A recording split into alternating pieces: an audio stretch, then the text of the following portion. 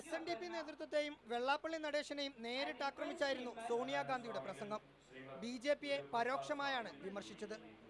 SNDPയുടെ ഇന്നത്തെ നേതൃത്വം ഗുരുവിന്റെ ദർശനങ്ങളോട് കൂറു പുലർത്തുന്നുണ്ടോ എന്ന ചോദ്യമുയർത്തിയായിരുന്നു തുടക്കം.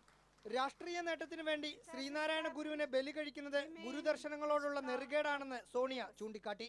It would be a complete negation of Sri Narayana Guru's teaching if in the pursuit of political gains by a few, this noble organization were to be led astray from its principal purposes. ജാതിമത ചിന്തകൾ കൊണ്ട് ജനങ്ങളെ ഭിന്നിപ്പിക്കാൻ ശ്രമിക്കുന്നവരെ ഗുരുവിന്റെ ദർശനം കൊണ്ട് തന്നെ നേരിടണമെന്ന് ഉമ്മൻചാണ്ടി പറഞ്ഞു. മനുഷ്യരെ ഭിന്നിപ്പിക്കാനല്ല, മനുഷ്യനെ തമ്മിൽ വെക്കാനാണ് ഗുരുദേവൻ പരിശ്രമിച്ചത്.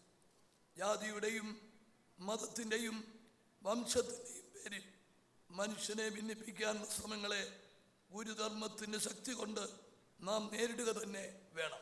3 ദിവസം നീണ്ടു നിൽക്കുന്ന ശിവഗിരി തീർത്ഥാടന സമ്മേളനം ജനുവരി 1 സമാപിക്കും. BJPയോടും വെള്ളാപ്പള്ളി നടേശനോടുമുള്ള നിലപാട് വ്യക്തമാക്കുന്ന വേദിയായാണ് കോൺഗ്രസ് നേതൃത്വം ശിവഗിരി തീർത്ഥാടനത്തെ കണ്ടത്. സോണിയാഗാന്ധി തന്നെ ആക്രമണത്തിന്റെ നേതൃത്വം ഏറ്റെടുത്തു. ശിവഗിരിയിൽ നിന്നും ഷൈജു ചാവശ്ശേരിക്കൊപ്പം റഹീസ് റഷീദ്, മീഡിയ 1.